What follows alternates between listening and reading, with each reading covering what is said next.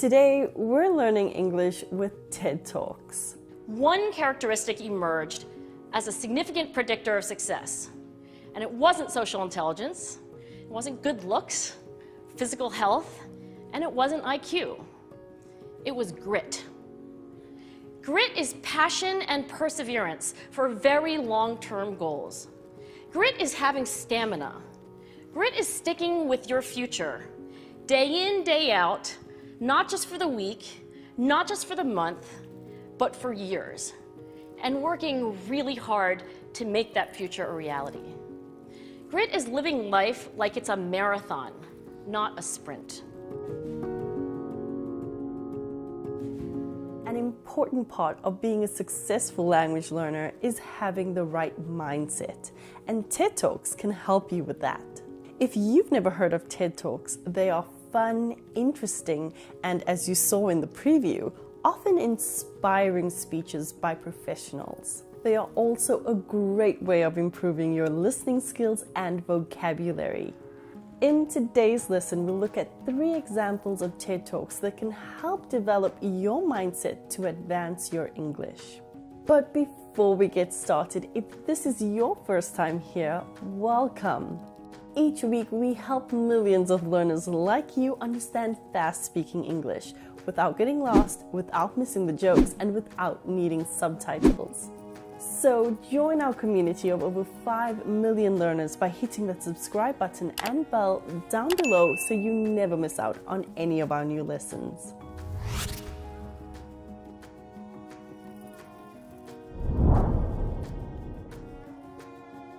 One of the first and most important steps to being a successful English speaker is understanding why you're learning English in the first place. In this popular TED Talk, author and inspirational speaker Simon Sinek explains the power of knowing your why. By why, I mean what's your purpose? What's your cause? What's your belief? Why does your organization exist? Why do you get out of bed in the morning? And why should anyone care?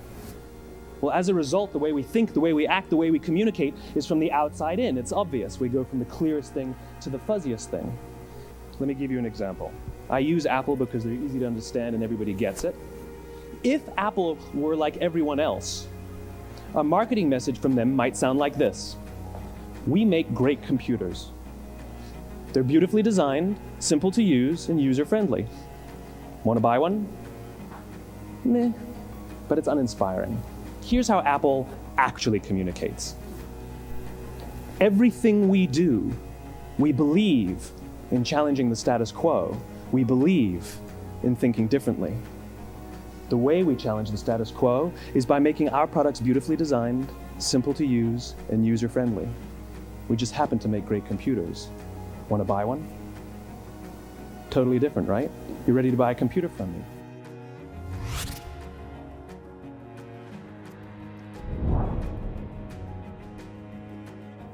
Why does your organization exist?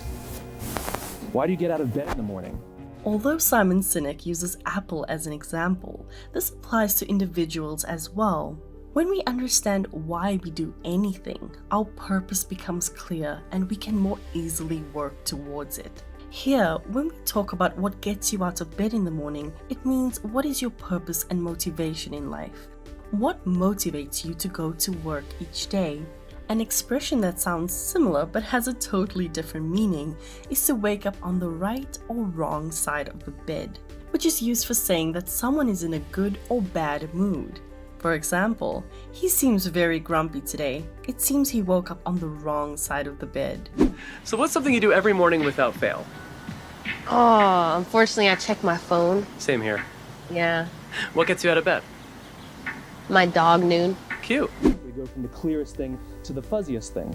In this context, when we refer to an idea or concept as fuzzy, we mean that it is still unclear or undeveloped as you haven't yet given it enough thought. For example, he wants to start his own business, but his business plan is still a bit fuzzy. Which of these pictures also represents the meaning of fuzzy?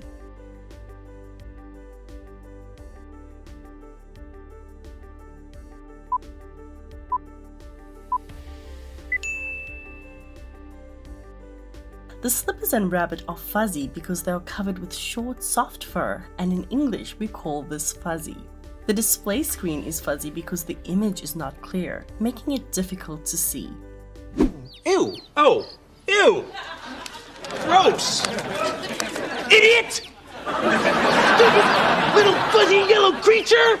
Oh, look at me, I'm so cute, I'm a little chick who's disgusting! Do you want to be able to watch absolutely any movie or TV series without needing subtitles? If understanding the jokes, culture, and every word is important to you, then our free 3-part masterclass is just what you need to speak English more naturally and confidently. Simply sign up now by clicking up here or down in the description below. They're beautifully designed, simple to use, and user-friendly. This is a word that you might hear related to software and technology. You can use the word user-friendly to describe something that is simple or easy for people to use or learn.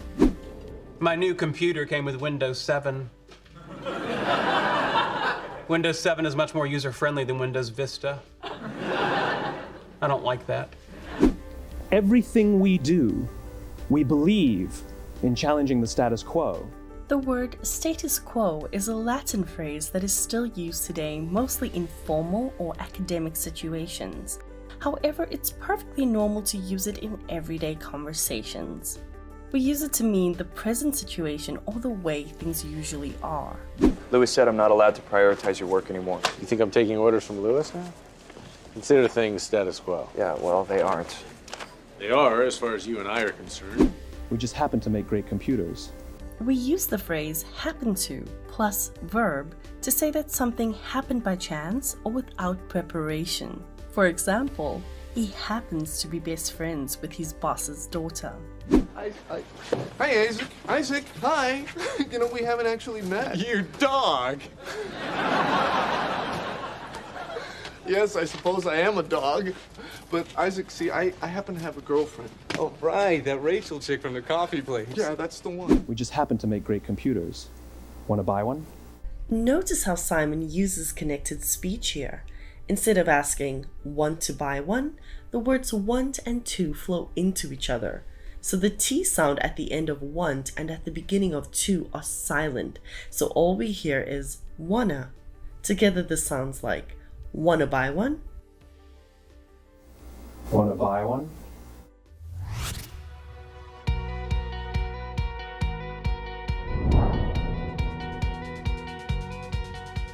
The next step is to accept the fact that mistakes and vulnerability are part of learning a new language. In this powerful TED Talk, Brené Brown talks about the power of vulnerability, or more simply put, the power of embracing possible mistakes and failure. The one thing that keeps us out of connection is our fear that we're not worthy of connection. I took all of the interviews where I saw worthiness, where I saw people living that way, and just looked at those. What they had in common was a sense of courage. And so these folks had, very simply, the courage to be imperfect.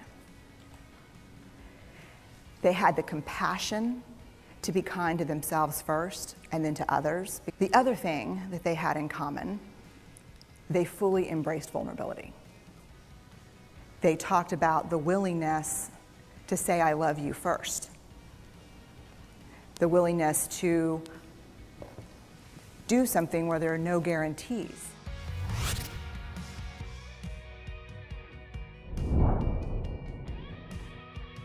The one thing that keeps us out of connection is our fear that we're not worthy of connection. The word worthy has several meanings. In this context, it means that someone deserves respect, admiration, or support. You must be so proud to have him as your brother. Well, truth be told, he does bring me a lot of joy. Thank you for telling me this, Charlie. You're welcome.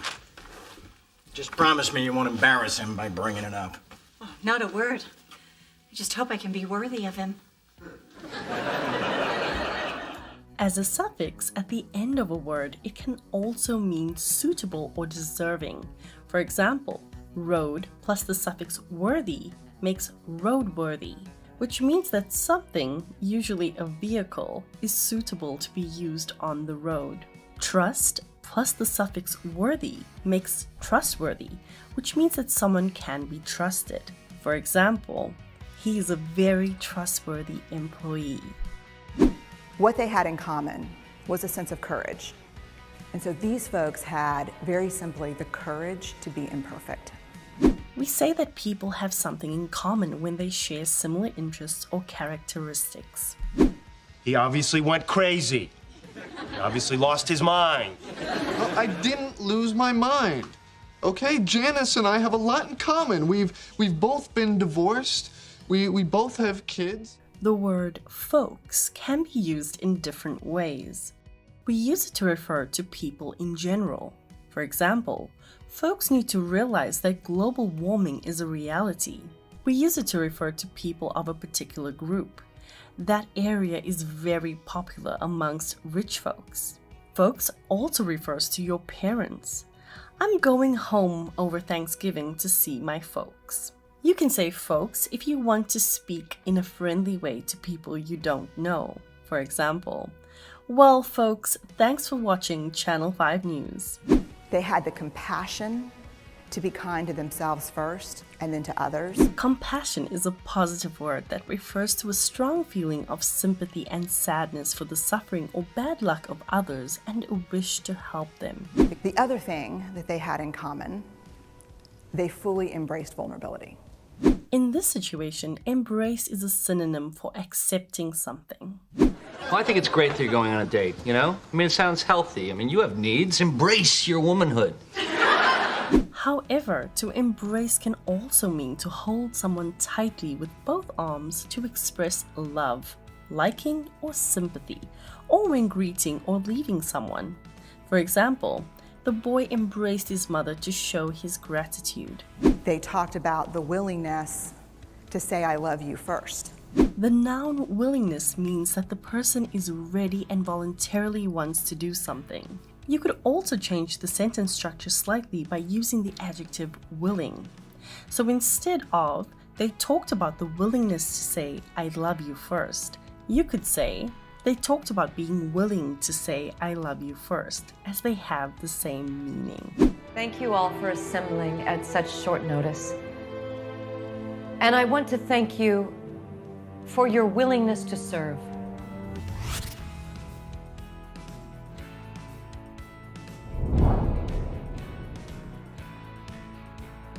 One of the main reasons many learners study English is that it is a global language.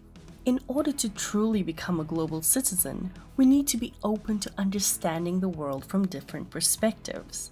In this TED Talk, Chimamanda Ngozi Adichie explains why this is important. Years later, I thought about this when I left Nigeria to go to university in the United States. I was 19. My American roommate was shocked by me. She asked where I had learned to speak English so well and was confused when I said that Nigeria happened to have English as its official language. She asked if she could listen to what she called my tribal music and was consequently very disappointed when I produced my tape of Mariah Carey. My roommate had a single story of Africa, a single story of catastrophe. In this single story, there was no possibility of Africans being similar to her in any way, no possibility of feelings more complex than pity, no possibility of a connection as human equals. So that is how to create a single story. Show a people as one thing, as only one thing, over and over again, and that is what they become.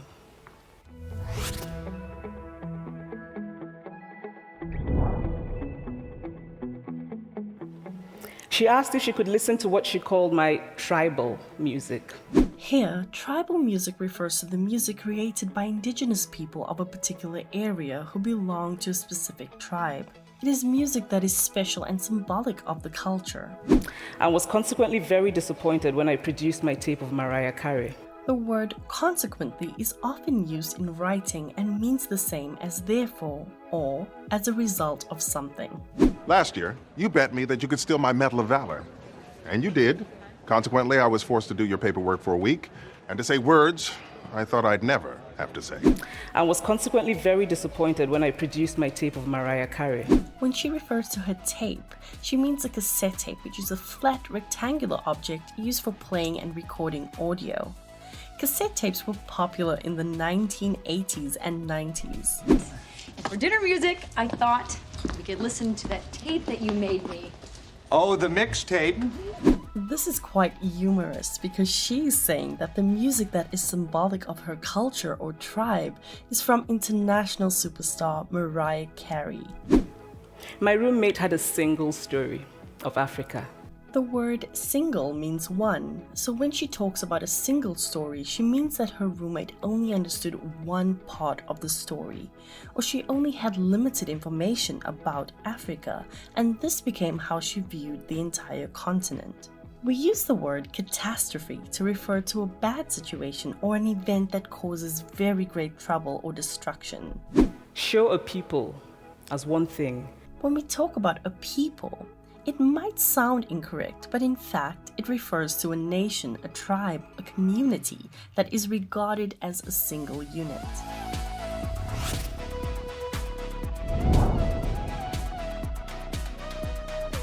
So that brings this lesson to an end. But before you go, let's do a quick quiz to see how much you've learned. But it's uninspiring. Here's how Apple actually communicates. Everything we do, we believe in challenging the status quo. We believe in thinking differently. The way we challenge the status quo is by making our products beautifully designed, simple to use, and user-friendly. We just happen to make great computers. Want to buy one? Totally different, right? You ready to buy a computer from me? What is the opposite of status quo? Unusual, regular, atypical.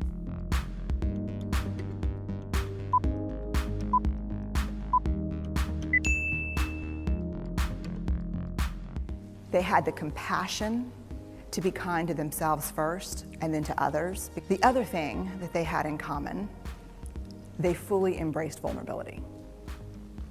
They talked about the willingness to say, I love you first. The willingness to do something where there are no guarantees. Which of these pictures shows the verb embrace?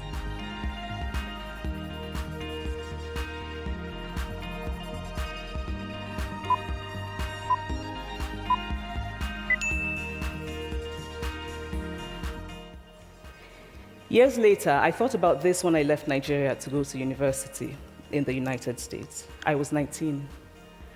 My American roommate was shocked by me. She asked where I had learned to speak English so well and was confused when I said that Nigeria happened to have English as its official language. She asked if she could listen to what she called my tribal music and was consequently very disappointed when I produced my tape of Mariah Carey. Which of these means the same as consequently? Vulnerability. Why? Therefore.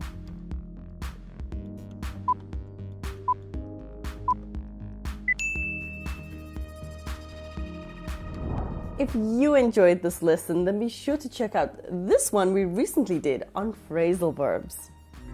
Hey real lifers! So I just got to work and I was about to start my tasks when I realized I haven't signed in yet. So to sign in means to insert a username and password in order to gain access to a device, such as your computer or your phone. You could also use the word login. So sign in and log in have the same meaning. Now that I've organized my tasks, I'm going to start working on an urgent project that my boss assigned to me.